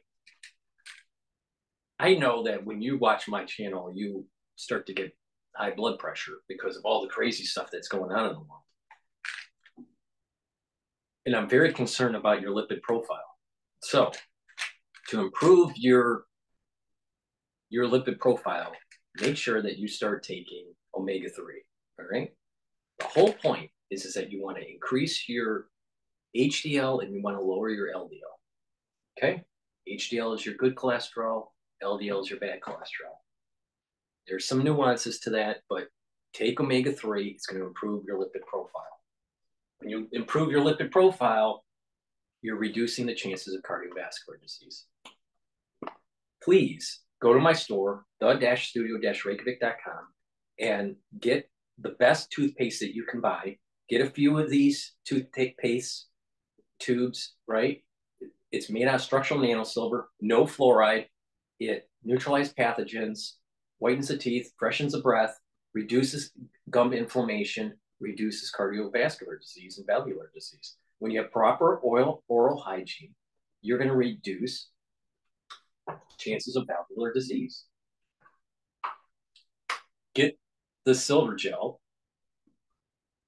neutralizes pathogens. You put it around your mouth, around your nose, inside your nostrils, lightly coated around your eyes, lightly coat your ears, in your ears. And it will stay active for about 5 hours. You put it around your hands. You can also use it as a skincare product. Keep it on your skin overnight and then exfoliate, and you'll notice a difference in the quality of your skin, the health of your skin. Another great product that I have on my store to improve your REM cycle sleep is taking my Good Night formula. It's the-studio-reykjavik.com. Go to the store, get the Good Night formula. It's going to give you the rested sleep that you need. It'll get you into that 3 REM cycles. You want basically 2 to 3 REM cycles a night. You want to be going to bed on a regular basis, and it'll slow down the aging process, and you're going to feel more rested. You're going to have better memory, and you're going to actually detoxify your body, because if you don't get the proper sleep, you're not going to be detoxifying your body.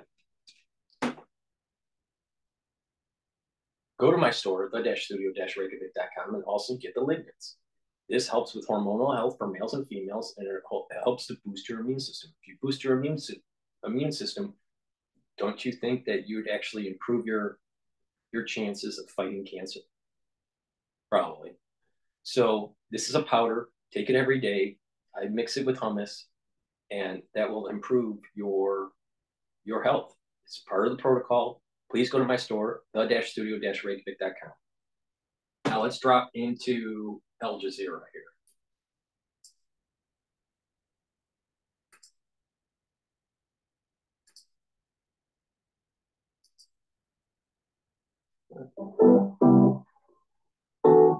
When I'm designing, I like intentional spaces, but I like intentional spaces. A lot of those UN staff were killed also in their homes, in their beds. It wasn't just a question of targeting or mistargeting and so on and so forth. It's the indiscriminate nature of the bombings that the United States and others need to talk about and oppose and allow the United Nations to carry their work peacefully. Now, the UN Secretary General, Mr. Guterres, I think was quite right when he said the UN as a building on 42nd Street in New York, the UN as a staff, it doesn't have the power and it doesn't have the money. But what it does have is a voice. And that voice echoes the Charter of the United Nations, which is at the essence of what makes us all a community. we as human beings on this earth, we come together under a charter of all our nations together under certain values and principles and certain laws and the laws of war, the Fourth Geneva Convention and so on and so forth. These are the ones that the United Nations stands for. And lowering the flag is not just a voice, it's a scream from the United Nations. Doesn't have the money, doesn't have the power, but it has the scream. It is screaming at all of us to stop the madness. But what sort of impact do we see happening from the Israelis? We have, for example, the Israeli ambassador to the UN trying to tarnish the whole of UNRWA working inside Gaza as being Hamas infiltrators, saying many of the people killed were Hamas members. How much damage does that do? You would expect that after decades of lies that this would no longer work, right? But we are faced continuously, whether it's journalists, officials, and others, with Israelis just making statements, usually false. But even when they're not false, they're just made at the moment of something happening, and they immediately distance themselves from responsibility, which you would expect them to do, right? I mean, that's what countries do. They lie. Diplomats lie for their countries, right? For the interests of their countries. We expect that.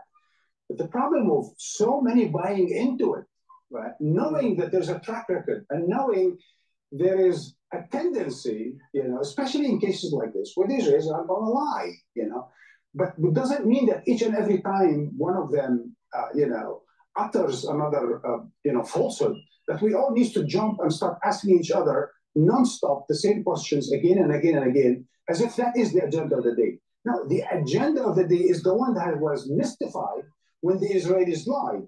The Israelis want us to look right when we need to look center and left at what exactly is happening on the ground in Gaza. The staff in Gaza living with their families, sleeping at night with their children, they are not targets, even if they were Hamas members. They are not targets. They're not supposed to be targets. Just like Israeli soldiers not fighting, they should not be targets. I mean, then what are the laws for, right? But the Israelis keep uttering this, one falsehoods after another, repeated, unfortunately, by important people around the world, like the U.S. Secretary of State, the U.S. President, and so on and so forth, about hospital. But the Palestinians are lying, and Hamas is not lying. I tell you, these people. I'll tell you, if I was the president of the United States, I would demand the military to dismantle the UN brick by brick, put it on a barge, and dump it in the Atlantic Ocean.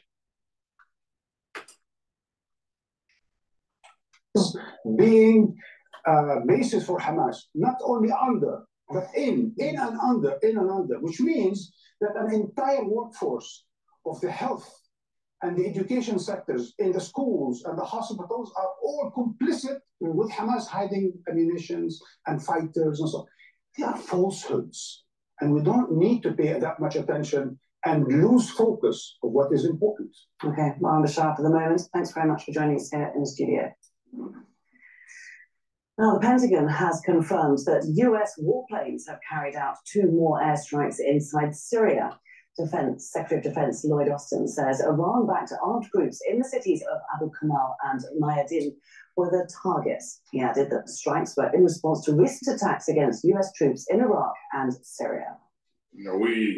Last night, our U.S. forces conducted precision strikes in eastern Syria against 2 facilities that are used by Iran's IRGC and affiliated groups. I just want to remind you that we are the United States are playing footsie on this.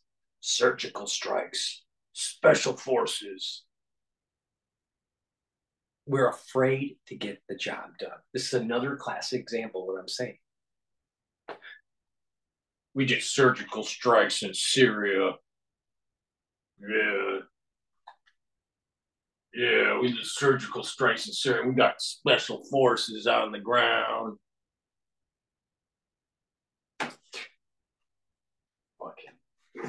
these strikes are intended to disrupt and degrade the freedom of action and capabilities of these groups.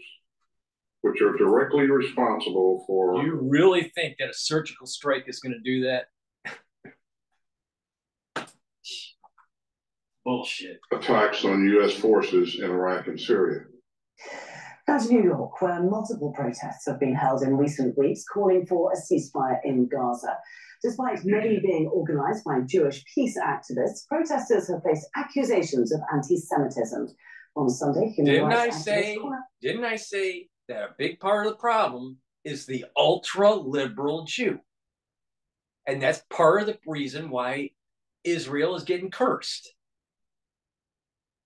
And the ultra-Jew doesn't realize that this ultra-liberalism with promoting Palestine and placating to Iran is only, those people are only going to eat you alive.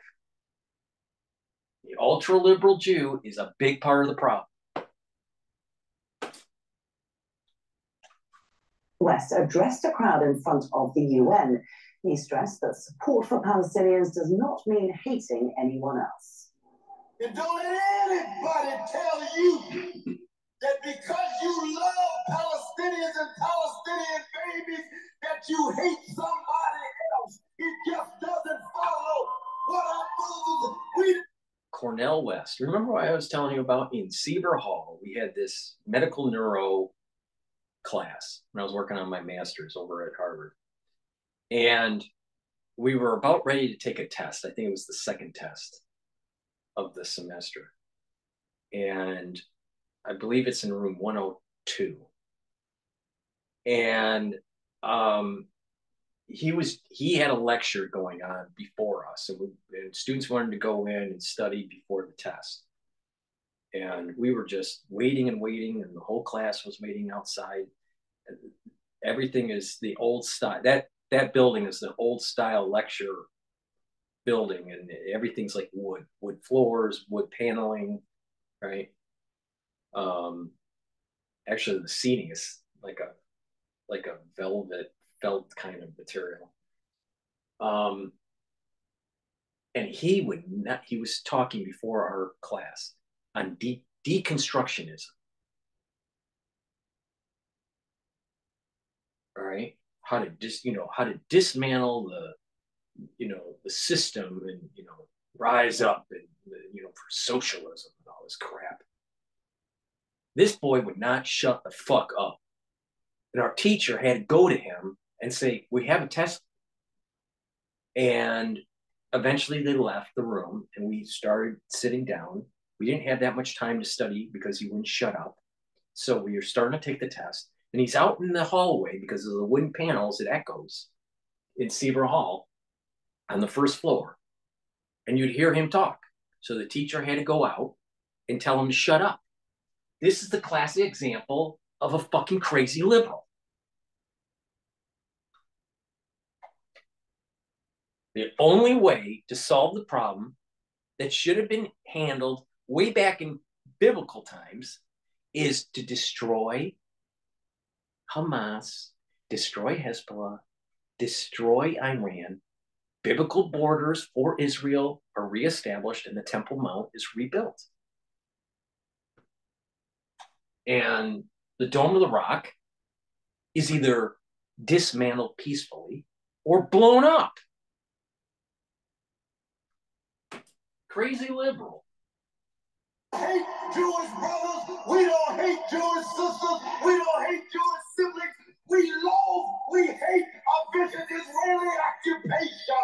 Yeah. Now take it one more step further. He's going to promote reparations in the United States. This is the problem with crazy liberals. Now look at that. Look at that face. Look at that face. Does he look like a nice guy?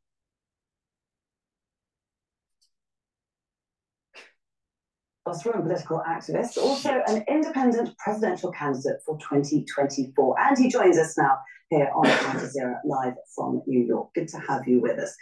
I find it interesting, Cornell, that when you say you support the Palestinians there, you felt that you also had to highlight that it doesn't mean you hate Jews. Is the debate so polarized there that you need to make that clarification? Oh, absolutely. As a guy myself, I come from a great black people, been terrorized, traumatized, and hated for 400 years. Jews themselves have been hated, terrorized, and traumatized for 2,000 years. Palestinians have been hated, terrorized, and traumatized by Israelis for 75 years and more. So you're dealing with two groups that have been hated, terrorized, and traumatized, and you have to be clear that it has nothing to do with anti-Jewish hatred when you talk about love of precious Palestinian brothers and sisters who are undergoing a bold up. It's about the Temple Mount. The era of the Dome of the Rock is starting to sunset. And I am not wrong on this. Barbaric, genocidal attack and assault on their bodies, on their dignity, on their humanity. And let's talk about deconstructionism, Professor West. Let's talk about reparations, Professor West. See, where it is these liberals are trying to embed themselves with their socialistic policies for years, to the point where they are going to go after religion. They go after the family unit. They go after they go after and try to change the language to the point where, you know, they have this gender fluidity stuff, and that if you don't use the proper pronoun, you may get ticketed or sued or whatever. Crazy liberals need to be dealt with. And the problem is us conservatives have not been forceful enough on checkmating these crazy liberals. I mean, just look at his freaking hair. He's crazy.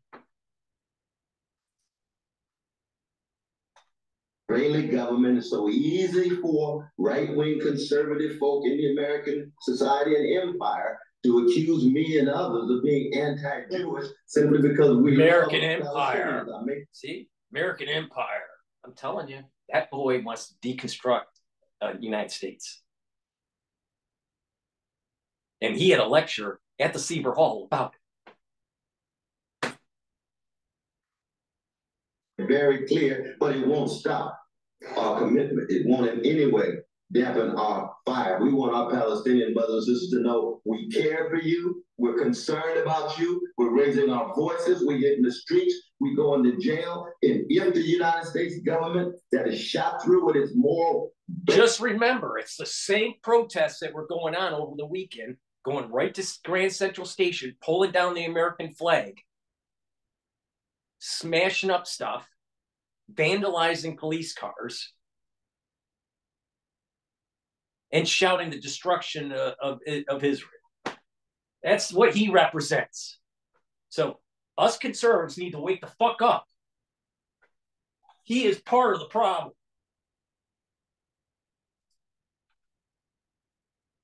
Bankruptcy is spiritual obscenity, and if criminality doesn't hear us, then we are going to oppose our own government. What good, actually, at the end of the day, does that do, coming out and saying you support? I'm telling you, he's a problem. He's a problem. Palestinians, how actually can you make any changes to the situation that the people in Gaza are facing right now? Well, one is put pressure so that we have both a ceasefire, we have an exchange of hostages and Palestinian political prisoners and those who are detained in Israeli jails, and then the end of the siege and the end of the occupation that gets at the very source and core of this whole situation. And no. Professor West, the core of the situation is the Dome of the Rock is going down. That's the core of the situation. Wake the fuck up, man. This is it's also a matter of one's own personal integrity. How do we live in such a barbaric world and have some sense of morality and spirituality? How do we remain committed to justice and love, not hatred and revenge? Some spirituality. How do you think you're going to have spirituality? We're all going towards the Messianic era, and we all know what that means. And believe me, Esau and Ishmael ain't going to have the ownership of that Temple Mount.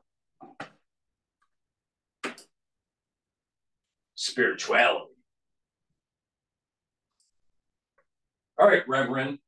But justice and love, given the overwhelming grimness of this situation that we see with our precious Palestinians having to undergo this kind of barbarity. How are you using your platform now as an independent presidential candidate to boost your message? Well, one is we have to shatter the lies. There's been attempts to rationalize and justify Israeli occupation, Israeli subjugation, Israeli degradation, and we have to be critical of our Palestinian brothers and sisters. If they're engaging in killing innocent people, those are war crimes. I'm critical of that. If they're degrading Jews, if they're anti-Jewish, I'm critical of that. But I'm keeping track right now of the structures and the institutions. And as a candidate, I want to rise above the hatred, rise above the revenge, and part of the legacy of Martin King and Fannie Lou Hamer, Rabbi Heschel, and Edward Said is what? The accent justice. The accent justice. What does justice look like?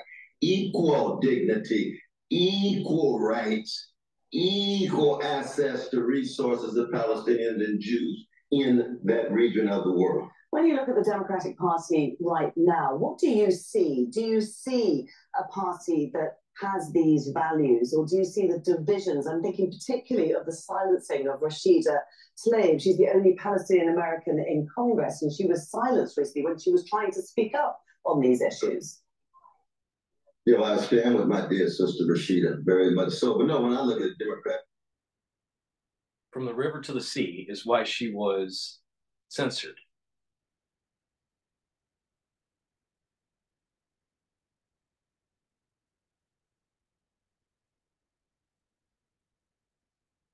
It's genocide.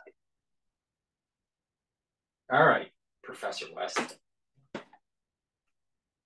Party, I see bankruptcy. It's ethically bankrupt, that it's willing to enable genocide. The Israeli government willing to enact it, U.S. government willing to enable it. We have to be very, very clear.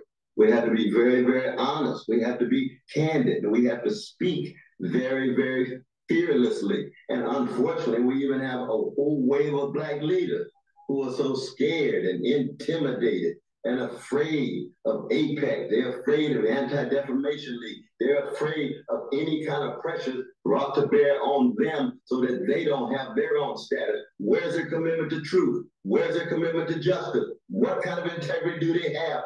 Can they put a smile on the face of Martin King and Malcolm X? Can they put a smile on the face of Ella Baker? Those are the moral and spiritual standards, and I want to be true to the standards of moral and spiritual greatness, what have to do with our common humanity. It has to do with our precious humanity, and that's the challenge right now in this moment of overwhelming grimness. One that you are rising. Too much apple pie in the sky, Professor West. The reality is the Temple Mount is getting rebooted, and we're the generation to be a stepping stone to make that happen.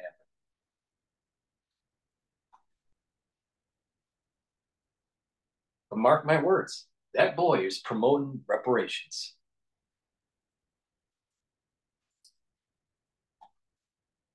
Well, to Cornel West, many thanks indeed for taking the time. Get a haircut. Here on Al Jazeera. Now, a major shake-up in the UK's Conservative government sees the Home Secretary, Suella Braverman, sacked. That comes after she triggered anger by... To help support my work, please go to my store, the-studio-reykjavik.com, and get the structural nano silver soap. Because you don't want to look like Professor West. He doesn't look like he uses structural nano silver soap. And he says obscenities like deconstructionism and reparations. He needs his mouth washed out with soap. Structural nano silver soap. go to my store, the-studio-reykjavik.com, and get the different varieties of structural nano silver soap. This one happens to be oatmeal spice, but I also have lavender and peppermint and a few others. So please go to the store and get a few bars of this. High quality soap. You need to take magnesium and zinc every day. Go to my store, the-studio-reykjavik.com, and it's going to help with your immune system. If you're not feeling well, take a double dose of this. But you should be taking magnesium and zinc every day. Those are some of the many products that I have on my store. Please go to my store, the-studio-reykjavik.com. Please help support my work by sharing the videos, making sure that you subscribe to all my channels. All the links are in the description. Make sure you subscribe to all 6 of my channels. I have 3 on YouTube, Brighteon, Bitchute, and Rumble. And please help support my news coverage by donating. On my website, on the homepage at the very bottom, you can donate through Stripe or PayPal. You can also donate through Buy Me a Coffee. Link is in the description of this video. Or you can be a paid subscriber to my Patreon channel that helps support my work. Thank you for your support, and have a nice day.